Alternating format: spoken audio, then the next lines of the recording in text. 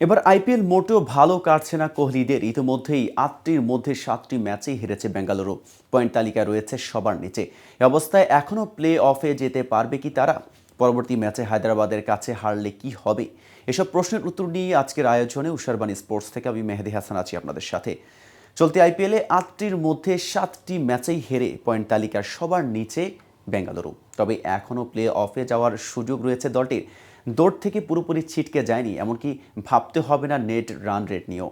যদি বাকি ৬টি ম্যাচেই জেতে আরসিবি, তাহলে ১৪ পয়েন্ট হবে তাদের। এর শুরুটা হবে বৃহস্পতিবার হায়দ্রাবাদকে দিয়ে। আর সেক্ষেত্রে রান রেটের কথা না ভেবেই প্লে অফে যেতে পারবে তারা। আরসিবির পক্ষে সবচেয়ে সুবিধা হবে যদি প্রথম দুটি দল অর্থাৎ রাজস্থান ও কলকাতা তাদের পরবর্তী ম্যাচগুলো জেতে। তাহলে বাকি দলগুলির মধ্যে চতুর্থ স্থান নিয়ে যে লড়াই হবে তার ফায়দা তুলতে পারে আরসিবি।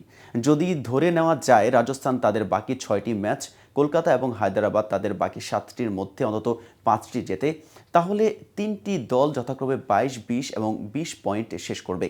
সেক্ষেত্রে আরসিবি ১৪ পয়েন্ট নিয়ে চতুর্থ হতে পারে, কারণ এক্ষেত্রে বাকি দলগুলির পয়েন্ট ১২ বা তার কম হবে। আরসিবি ৩এও শেষ করতে পারে, তবে তার জন্য কেকেআর এবং হায়দ্রাবাদকে বাকি ম্যাচগুলির মধ্যে একটির বেশি জিতলে চলবে না।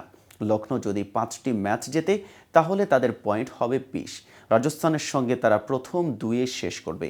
৩-এ আরসিবি থাকবে ১৪ পয়েন্টে।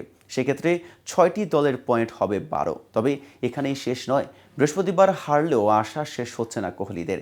পরের ৬টি ম্যাচ জিতলে তাদের পয়েন্ট হবে ১২। যদি বিভিন্ন বিষয় তাদের অনুকূলে যায়, তাহলে ৮টি দল ১২ পয়েন্টে শেষ করবে। সেক্ষেত্রে রান রেটে চতুর্থ হতে পারে আরসিবি। তো বন্ধুরা, ধারাবাহিক ব্যর্থতার পরও এখন পর্যন্ত টুর্নামেন্টে টিকে থাকা আরসিবিকে এবার পারবে প্লে অফে নিশ্চিত করতে? আপনার মতামত জানাতে পারেন কমেন্ট বক্সে। আর ভিডিওটি ভালো লাগলে শেয়ার করতে ভুলবেন না। আজ এ পর্যন্তই। এতক্ষণ সাথে থাকার জন্য ধন্যবাদ। নিত্য নতুন সকল আপডেট পেতে উষারবাণী স্পোর্টসের সাথেই থাকুন।